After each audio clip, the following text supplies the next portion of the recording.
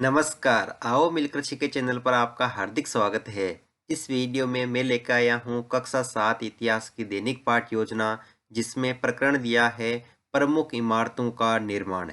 इसमें शिक्षण बिंदु है कुतुब मीनार का निर्माण, मेहराब का निर्माण और रानी जी की बावड़ी का निर्माण। तो चलिए शुरू करते हैं। प्रेजेंट बाय आओ मिलकर सीखें।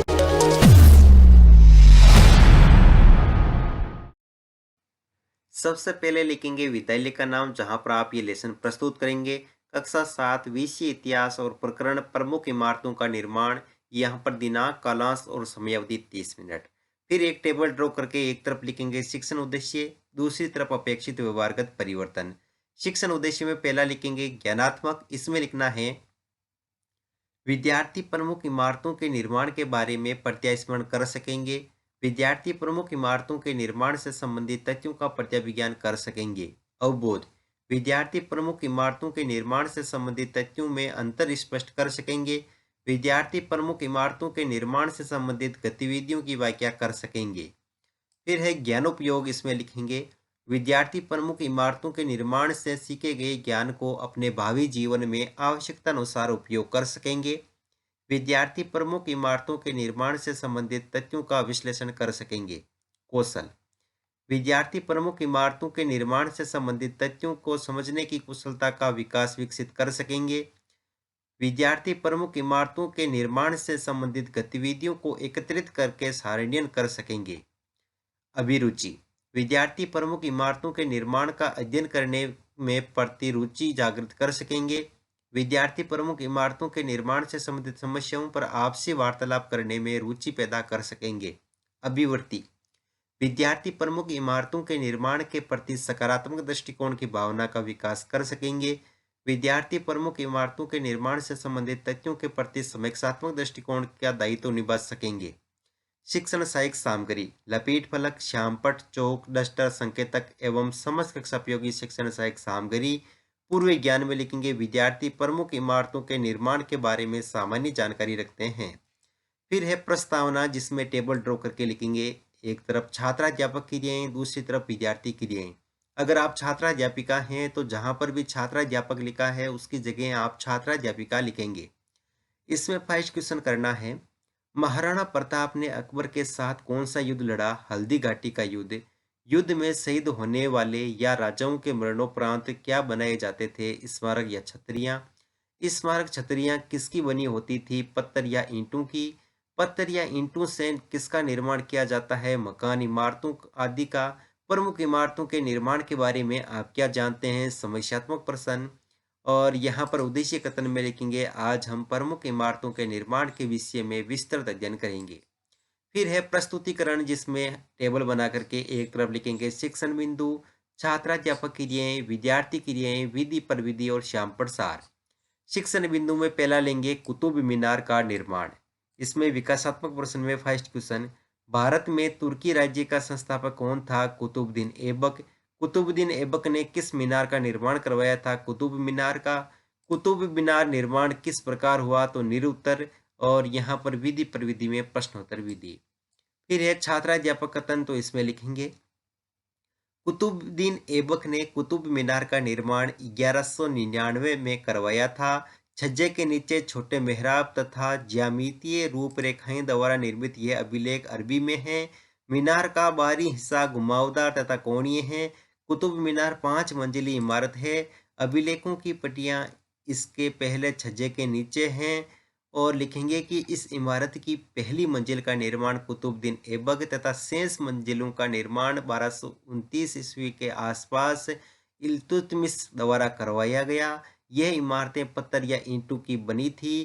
कई वर्षों में यह इमारत आंधी, तूफान या भूकंप की वजह से क्षतिग्रस्त हो गई थी। इसलिए अलाउद्दीन खिलजी, मोहम्मद तुगलक, फिरोज शाह तुगलक तथा इब्राहिम लोदी ने इसकी मरम्मत करवाई। यहाँ पर विद्यार्थी क्रिया में लिखेंगे विद्यार्थी ध्यानपूर्वक सुनेंगे तथा मुख्य बिंदुओं को अपनी अभ्यास पुस्तिका में लिखेंगे। यहाँ विधि में वाक्यान विधि और श्यामपट सार में लिखेंगे कुतुबुद्दीन ऐबक ने कुतुब मीनार का निर्माण 1199 में करवाया था।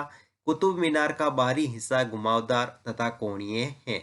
और यहाँ पर कुतुब मीनार का चित्र चिपकाएंगे। और बोध प्रश्न में फर्स्ट क्वेश्चन लिखेंगे, कुतुब मीनार का निर्माण कब करवाया गया? तो 1199 में।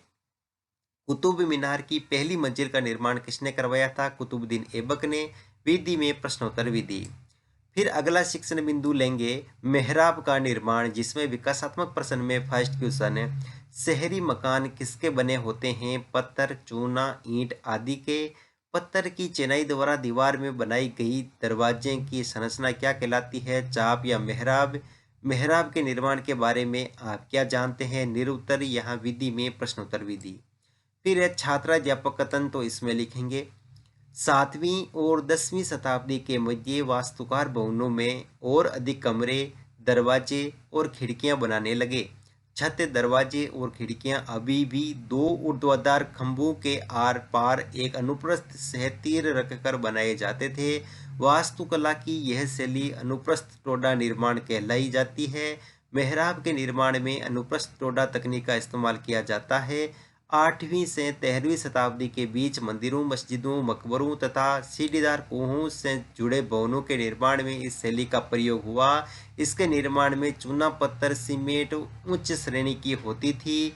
इसमें पत्थर के टुकड़ों के मिलाने से कंक्रीट बनती थी। इसकी वजह से विशाल ढांचों का निर्माण सरलता एवं तेजी से होने लगा। विद्यार्थी क्रिया में लिखेंगे, विद्यार्थी ध्यानपूर्वक सुनेंगे तथा मुख्य बिंदुओं को अपनी अभ्यास पुस्तिका में लिखेंगे। विधि में वाक्यान विधि और श्याम प्रसार में लिखेंगे, मेहराब के निर्माण में अनुप्रस्थ टोडा तकनीक का इस्तेमाल किया जाता था। और यहाँ पर मेहराब से संबंधित यहाँ पर फोटो चश्मा करेंगे।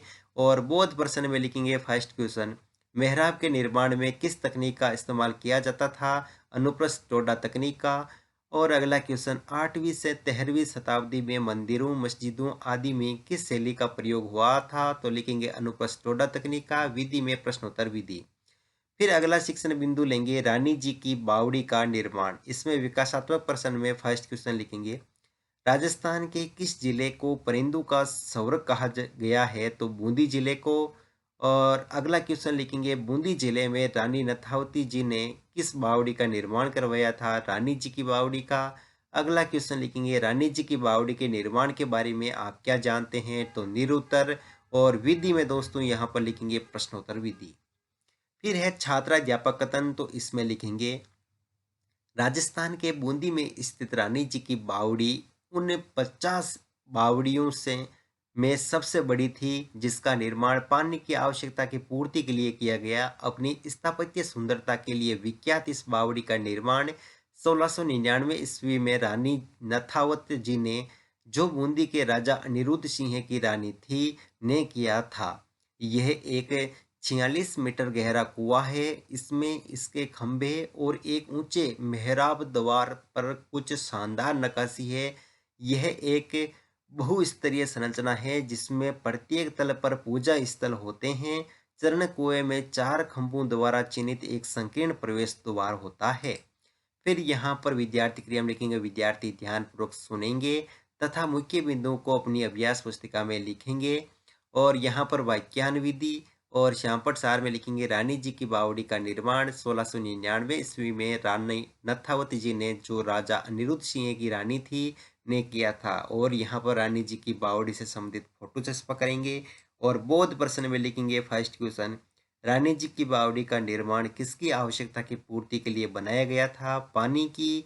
अगला क्वेश्चन, रानी जी की बावड़ी का निर्माण कब किया गया? तो 1699 ईस्वी में। विधि में प्रश्नोत्तर विधि। फिर है दोस्तों अंत में मूल्यांकन प्रश्न। तो मूल्यांकन प्रश्न में हम फर्स्ट क्वेश्चन लिखेंगे, रानी जी की बावड़ी किस जिले में स्थित है? जयपुर, कोटा, बूंदी, प्रतापगढ़। अगला क्वेश्चन, कुतुब मीनार का बाहरी हिस्सा घुमावदार तथा है कोणीय या आयताकार। कुतुब मीनार की शेष मंजिल का निर्माण 1229 ईस्वी में इल्तुतमिश द्वारा किया गया, सत्य या असत्य? अनिरुद्ध सिंह कहाँ का राजा था? और अनुप्रस्थ टोडा तकनीक का प्रयोग किसमें किया गया था? गृह कार्य में लिखेंगे, कुतुब मीनार के निर्माण पर संक्षिप्त टिप्पणी लिखिए। और रानी जी की बावड़ी निर्माण पर संक्षिप्त टिप्पणी लिखिए। अंत में परिवेक्षक टिप्पणी।